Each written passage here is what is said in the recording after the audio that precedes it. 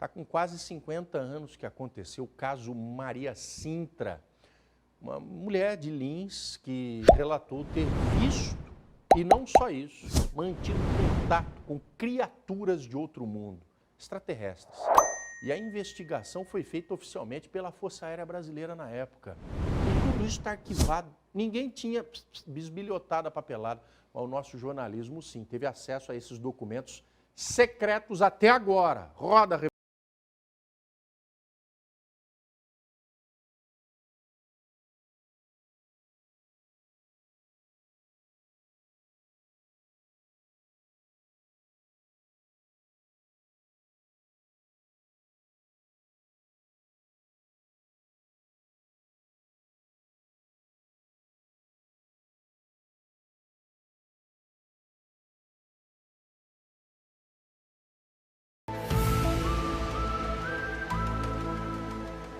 Não é de hoje que aparições de supostos extraterrestres ganham destaque na TV e principalmente na internet.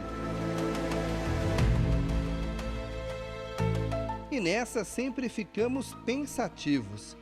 Afinal, será que estamos sós no universo? Pouca gente sabe, mas o interior paulista guarda uma história surpreendente, envolvendo um suposto objeto voador não identificado e também um possível contato com esses seres de outro mundo. Tudo aconteceu em Lins, a 100 quilômetros de Bauru. Para contar essa história, precisamos voltar no tempo, precisamente o ano de 68. Eram os anos de chumbo. O Brasil vivia sob o regime de uma ditadura militar. Naquela época, falar abertamente sobre qualquer assunto polêmico poderia, no mínimo, custar a liberdade, pois foi neste contexto que Maria Sintra dos Santos decidiu contar em detalhes toda a experiência aterrorizante que viveu na madrugada do dia 25 de agosto de 1968, dentro deste hospital.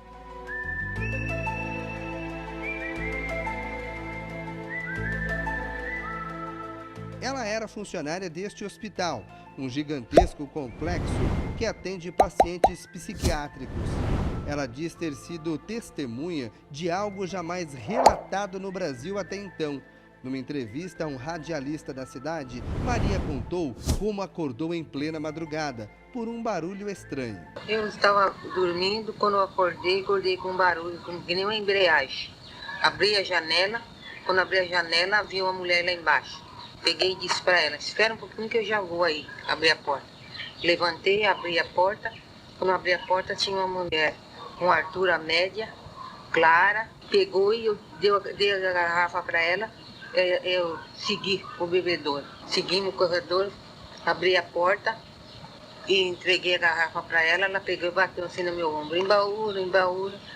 Depois de oferecer a garrafa com água, a mulher resolveu ir embora. Foram poucos minutos de um contato inesquecível. Foi quando ela descobriu que não era algo deste mundo.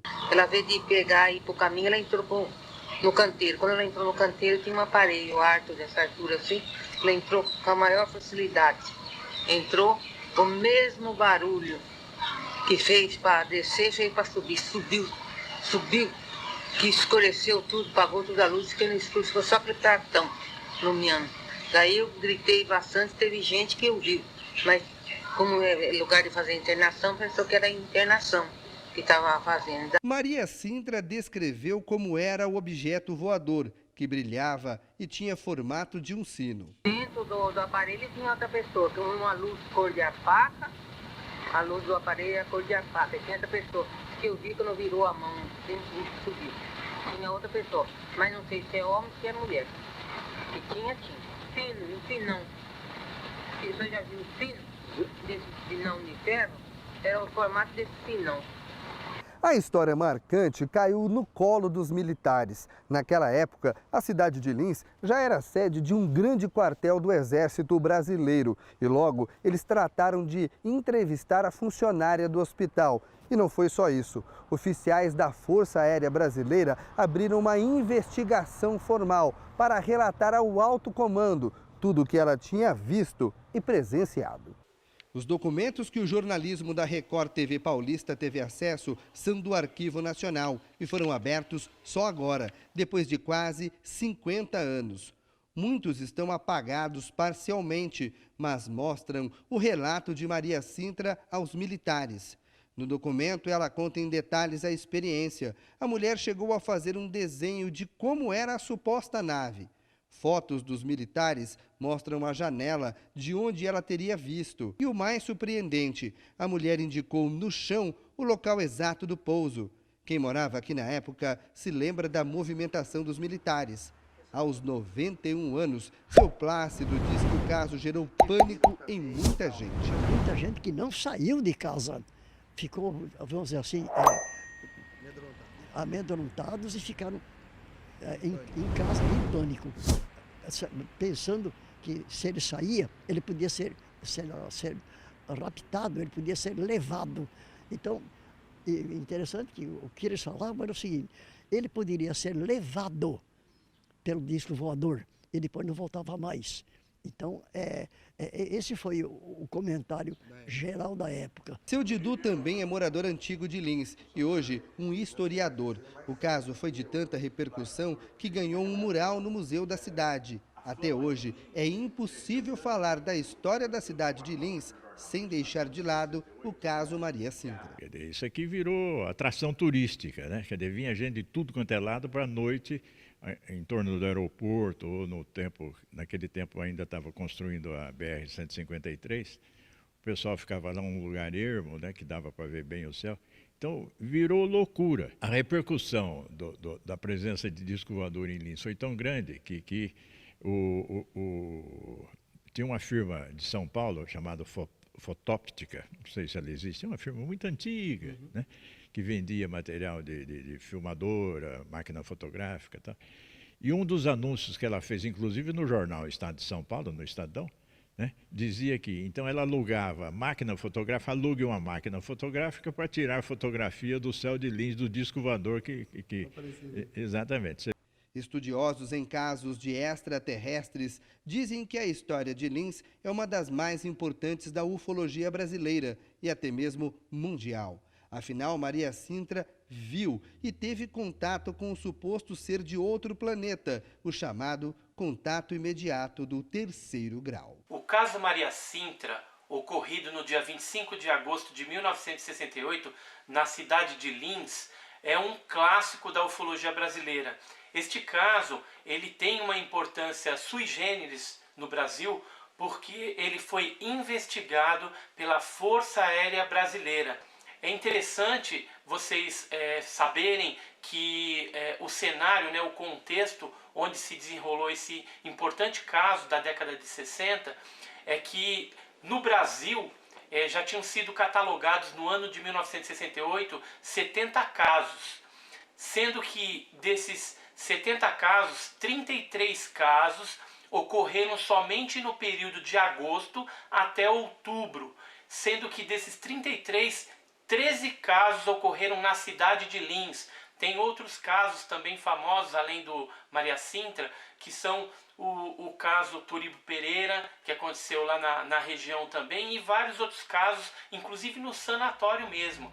Verdade? Mentira? Alucinação? O relatório dos militares é inconclusivo. Hoje o caso Maria Cintra está arquivado. A personagem principal dessa história morreu anos atrás e levou consigo algo que muita gente não teve o privilégio: uma experiência incrível e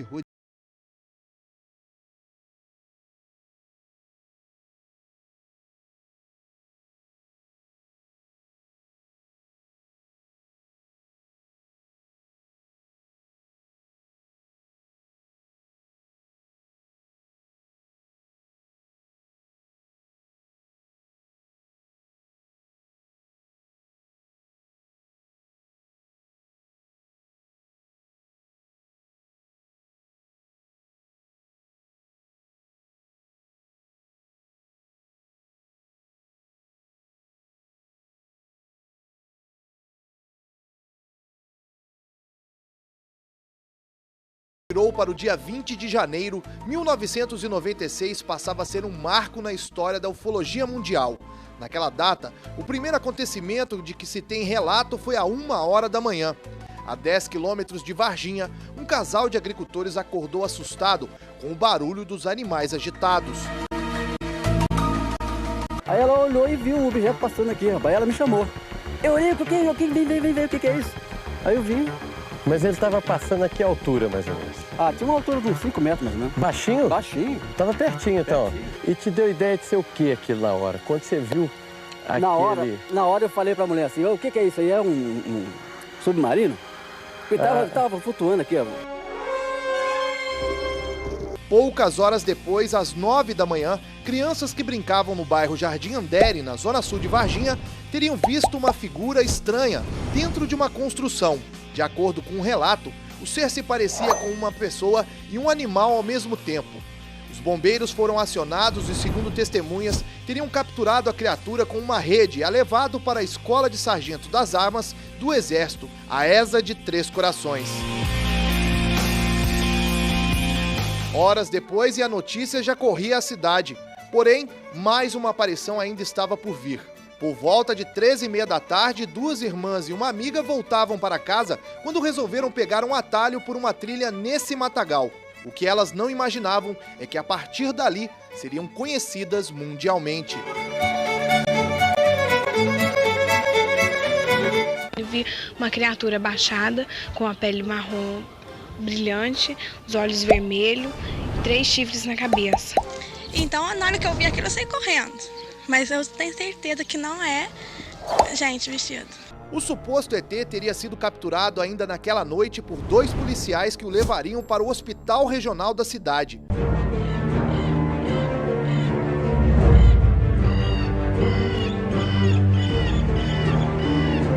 Dona Terezinha Galo morreu em 23 de novembro de 2011, aos 80 anos.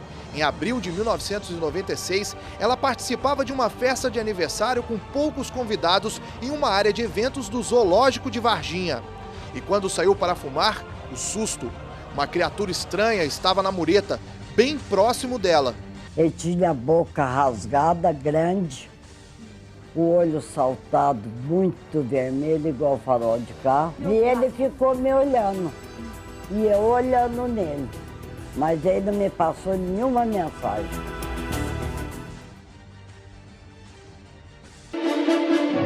Ainda segundo seu Lázaro, as adolescentes e a amiga correram desesperadas gritando. Algo de estranho havia acontecido por ali. Se eu entendesse que era alguma coisa, eu podia ter seguido essa aqui para ver. Dias depois, ele foi para São Paulo e ficou sabendo que as supostas testemunhas haviam encontrado era um ser extraterrestre. Eu só vou falar e gente de fora fala mais do que nós daqui. Esta professora mora há 5 anos nesta casa, bem ao lado do lote famoso, onde estaria o ET de Varginha. Pra mim não faz muita diferença. Não sei se é porque eu nasci em Varginha, a gente se acostumou com a história do ET. A gente se lembra quando as pessoas vêm aqui e perguntam, ou quando falam sobre ET, a gente comenta que a gente mora ao lado, as pessoas perguntam se a gente escuta algum barulho, alguma coisa. Nada muito anormal, não. Turn down for what? Turn down for what? Após 2 décadas, um personagem importante dessa história ficou no anonimato. Ele é responsável pelas formas dadas na reprodução da imagem do ET de Varginha.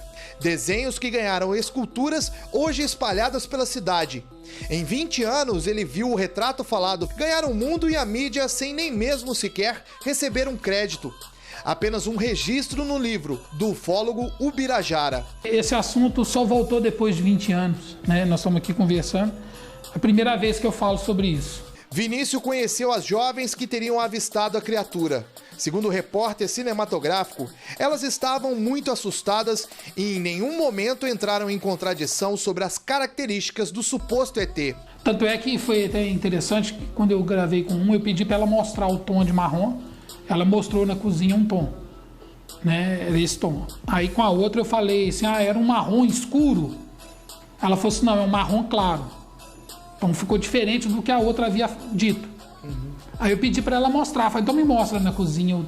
Ela mostrou o mesmo que a outra mostrou. Então eu tenho orgulho de ter participado disso.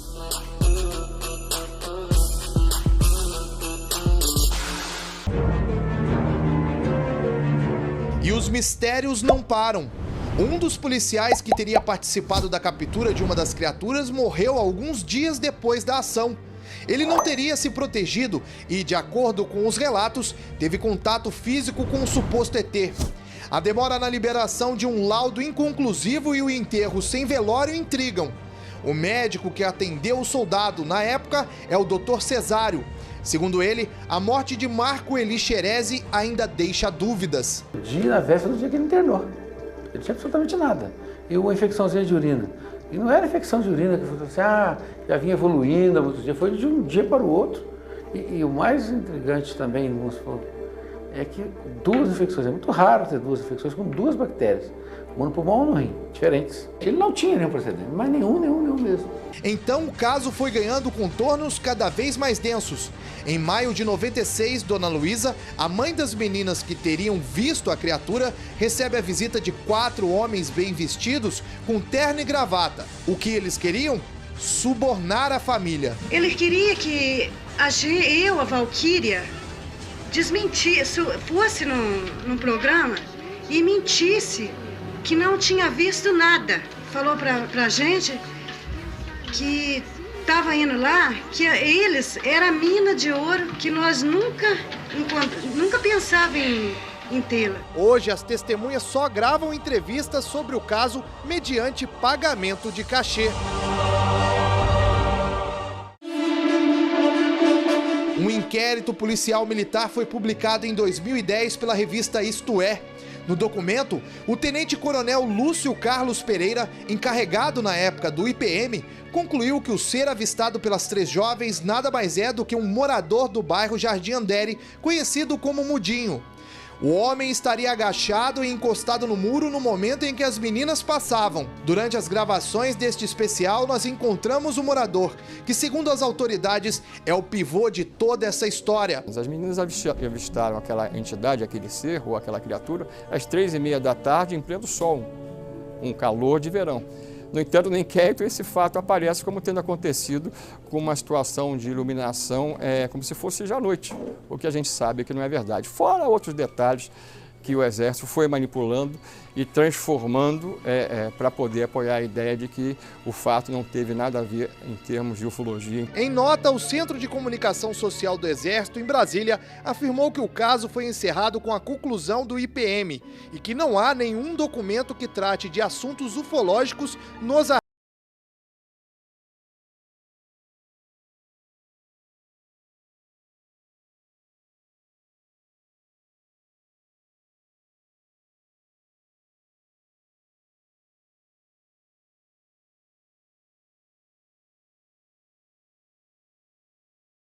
que chama a atenção. A senhora acredita no ET de Varginha? Não. Não acredito. Acredito. Mais ou menos, sabe? Não existe isso não. A gente vê algumas pessoas parecidas com ET por aí, né? Mas no ET, assim, verdadeiramente... Eu acho que isso é uma ilusão. Ninguém provou nada, só falaram. Então, acho difícil. Mas é possível. Com certeza, eu não duvido não. É lenda. Se na cidade o caso ET já é algo banal, para quem é de fora, a curiosidade ainda é grande. Só para se ter uma ideia, olha o caso de Ábia. Ela é da Bahia e trabalha em Varginha. Quando volta para o Nordeste, a pergunta é uma só. Todo lugar que chega só pergunta dos ET. E quando o varginhense viaja, aí você já viu, né? Todo mundo quer saber sobre a criatura. Eu acho divertido, eu levo na brincadeira, eu acho engraçado. Tem gente, conheço pessoas que não gostam muito, mas eu não me importo não. Nem fora do Brasil o varginhense fica fora do assédio. Fernanda mora em Xangai, na China, e por lá... Sempre que eu falo eu sou de Varginha, todo mundo relaciona a cidade com a história do ET.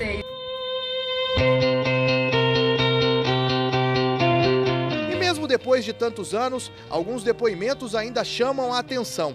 Essa produtora de café morava em Varginha em 1996 e lembra que teve gente querendo uma carona para deixar a cidade. A população acostumou a se reunir no alto do Montserrat esperando que a nave voltasse, porque tinha churrasco, tinha pão de queijo, maionese. Então as pessoas levavam suas cadeiras, as churrasqueiras, sentavam na calçada e ficavam todos esperando avistar a nave espacial, coisa que realmente nunca aconteceu, né?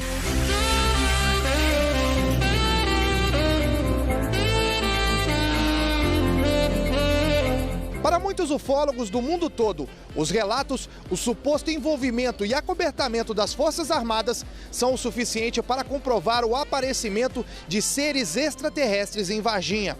Muitos moradores não acreditam no ser, mas o que podemos concluir é que algo estranho aconteceu naquele janeiro de 1996.